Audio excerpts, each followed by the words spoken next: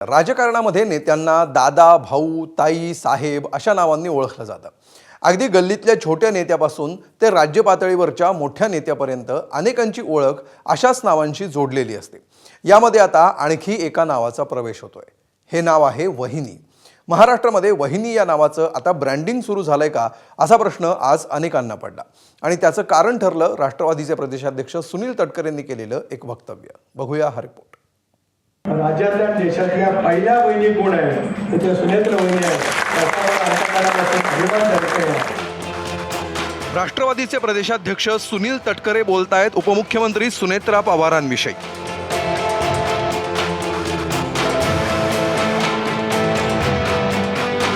राजकारणात नेत्यांच्या नावाला जितकं महत्त्व असतं तितकंच महत्त्व त्यांच्या टोपण नावांनाही असतं।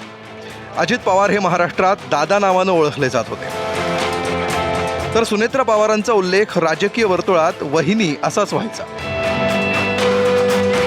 मात्र अजितदादांच्या निधनानंतर पक्षाची धुरा आपल्या खांद्यावर त्यांनी घेतली आणि राज्यासोबत देशभरात सुनेत्रा पवार चर्चेच्या केंद्रस्थानी आल्या।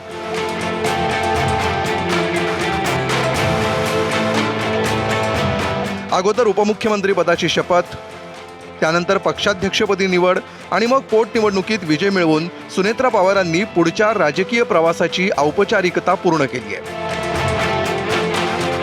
त्यामुळे यापुढे सुनेत्रा पवारांची देशपातळीवर कशी ओळख असेल हे सांगताना प्रदेशाध्यक्ष तटकरेंना इतर महिला नेत्यांची उदाहरणं देण्याचा मोह आवरला नाही। ममताजींची ओळख ममता दिदी म्हणून झाली। मायावती मुख्यमंत्री राहिल्या, त्यांची ओळख मायावतीची झाली।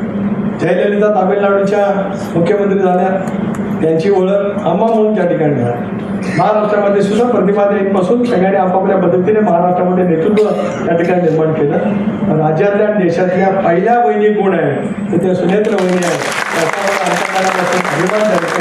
सध्याच्या राजकारणात ब्रँडिंगला कधी नव्हे इतकं महत्त्व आलंय। मुख्यमंत्री फडणवीसांचं गेल्या निवडणुकीत करण्यात आलेलं देवाभाऊ हे ब्रँडिंग चांगलंच गाजलं। उपमुख्यमंत्री एकनाथ शिंदेही भाई या नावाने ओळखले जातात। याशिवाय महाराष्ट्रात अनेक दादा, मामा, तात्या, साहेब, अण्णा, शेठ अशी नेत्यांची बरीच टोपण नावं प्रचलित आहेत। मतदारांना नेता हा आपल्या घरातला आणि जवळचा वाटावा म्हणून अशा नावांचा वापर आपल्याकडे केला जातो। त्याच धर्तीवर सुनेत्रा पवारांचं वहिनी म्हणून ब्रँडिंग सुरू झाल्याची चर्चा आहे।